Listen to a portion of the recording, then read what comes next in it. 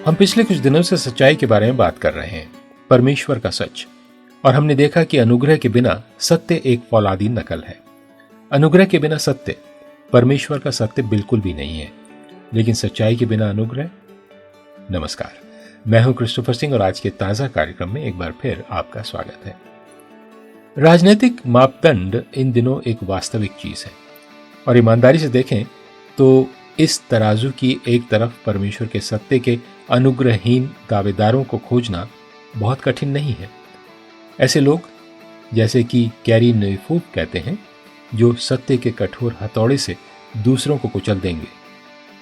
हम सब ने इसे देखा है, लेकिन उस राजनीतिक मापदंड के विपरीत छोर पर जो आप अक्सर देखते हैं वो सत्य के बिना अनुग्रह है। फिर से मैं कैरी के शब्दों को दोहराता हूं, सत्य को अनुग्रह से हटा दें तो आपके पास अनुग्रह नहीं है, बल्कि एक बिना रीढ़ की नकल है। जैसा कि आप पहले ही समझ चुके हैं, ये उदारवाद का एक पक्ष है। अब रूढ़िवाद और उदारवाद के ये संदर्भ कुछ लोगों को परेशान कर सकते हैं, काफी हद तक। मेरे भी अपने विचार हैं, इसलिए मैं यहाँ किसी एक समूह को नहीं चुन रहा हूँ। महत्वपूर्ण बात यह है कि हमें किसी भी स्थिति में परमेश्वर के सत्य, परमेश्वर के वचन को बोलना है। तो यहाँ सत्य के बिना अनुग्रह पर उसका वचन क्या कहता है?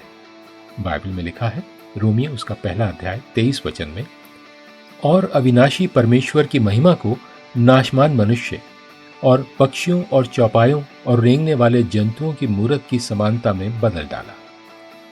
तो आप किसी से प्रेम कर सकते हैं, आप उनके प्रति अनुग्रह से भरे हो सकते हैं, लेकिन जब तक आप परमेश्वर के सत्य को उनके साथ नहीं बांटेंगे, तब आप उन्हें जो दे रहे हैं वो अनुग्रह की एक रीढ़ विहीन नकल है।